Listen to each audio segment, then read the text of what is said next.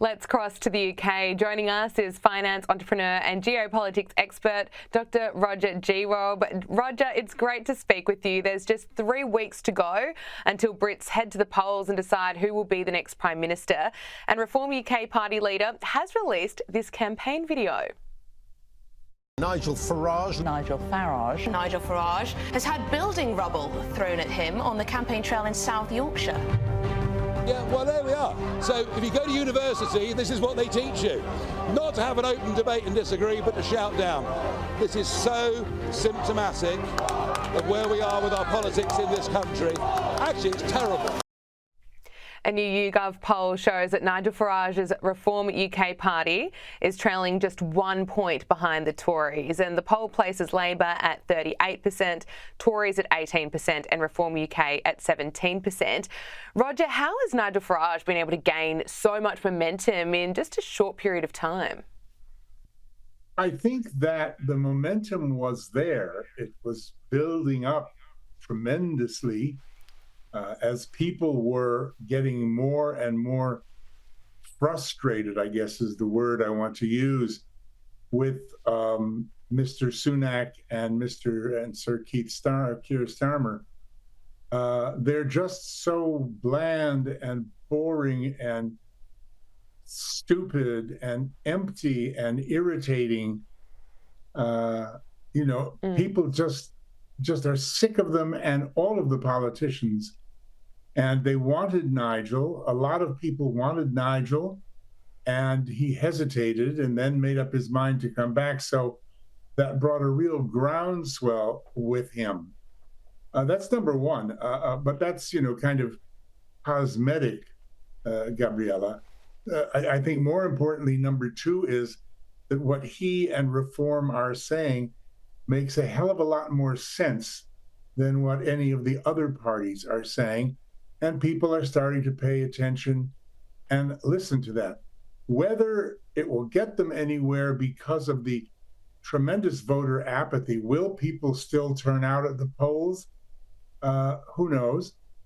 And also because of our first past the post system, no proportional representation, it's very, very difficult, almost impossible for a party other than the Tories or Labour to get in. So what can we expect between now and July 4? I suppose, will that momentum keep building? Is that what you expect? I think the momentum will keep building. I think that that Fishy Rishi, 90% with the rest of the Conservatives knows that their goose has been well cooked over 14 years. I think that Starmer and his rather delusional cronies think that they actually have a plan that makes sense and they're going to be able to change the country. I don't think so, but I think, they're pretty confident of getting in.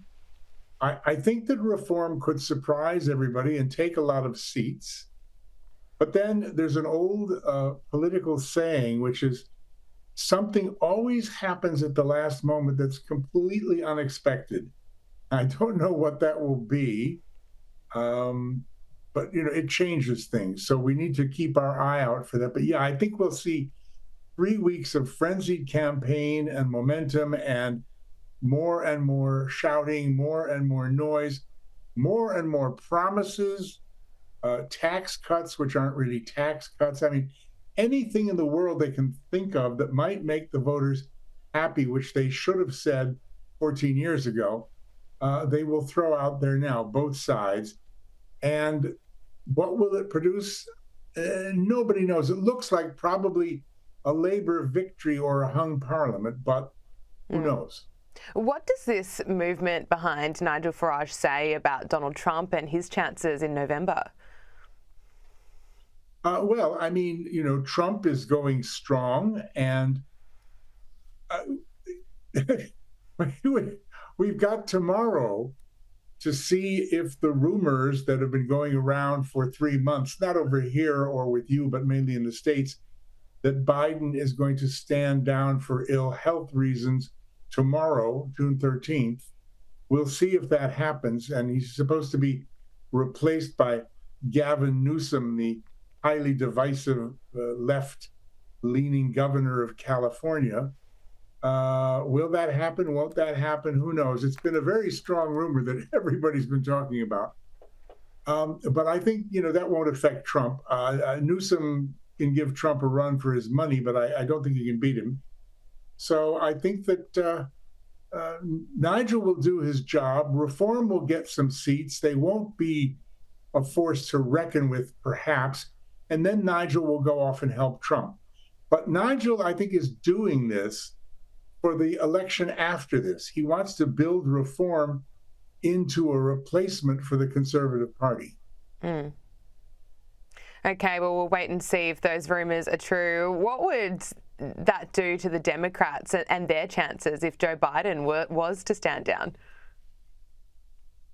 Well, I think their chances would be a lot better because, they have somebody who is healthier and, dare I say, more compos mentis in place. They have somebody who's going to, at least on the face of it, last the course for the next 4 years. So I think that will give Democratic voters more confidence, because they must be worried about the state of Biden. In the video that's gone viral yesterday with everybody dancing around him and him standing there like he just soiled himself or something. It's, one feels very bad for him. But that would give anybody comfort to see somebody like Newsom step in and be more energetic. So yeah, that'll help their chances. Okay, well, let's talk about what else is happening in the UK. Right-wing, or Europe, I should say, because right-wing political parties have made significant gains in the European Parliament elections, which has led to French President Emmanuel Macron calling a snap election. Roger, why are more people deciding to lean to the right? I think that, it's really quite interesting. I think that people in Europe are just sick of the lefty, woke, controlling, ridiculous, red tape way of life under the European Union, and they want out. And it's really quite paradoxical because, the UK, Britain Brexited 4 years ago to get away from that stuff. And the Europeans are now, 400 million. The majority of them voted basically to be Brexiteers and dump all the left climate, net zero, all the rest of this stuff, while Britain is drifting or racing towards total wokeism, mass immigration, open borders, net zero, climate change, transgender.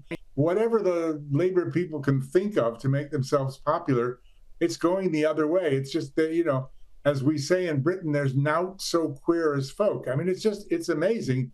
Positions have just flip-flopped. Now, you mentioned Macron, and he's a very good example because he's been very badly beaten by Marine Le Pen's party, and he took a hell of a gamble. He's still young, like Sunak. Sunak knows that he's totally messed everything up, but he's got plenty of money, and he's young and he can go do other things and he'll be fine. And Macron is a bit the same, So he took this gamble saying, look, if you don't give me a mandate, then okay. If you don't, tell me you love me, then good. The difference is that with Macron, with Sunak, he's gone, he's toast. With Macron, he still is there for 3 years. He just sits there as a lame duck. So it was a daring gamble for him to take, but he was basically saying to all these right-wing people, put up or shut up.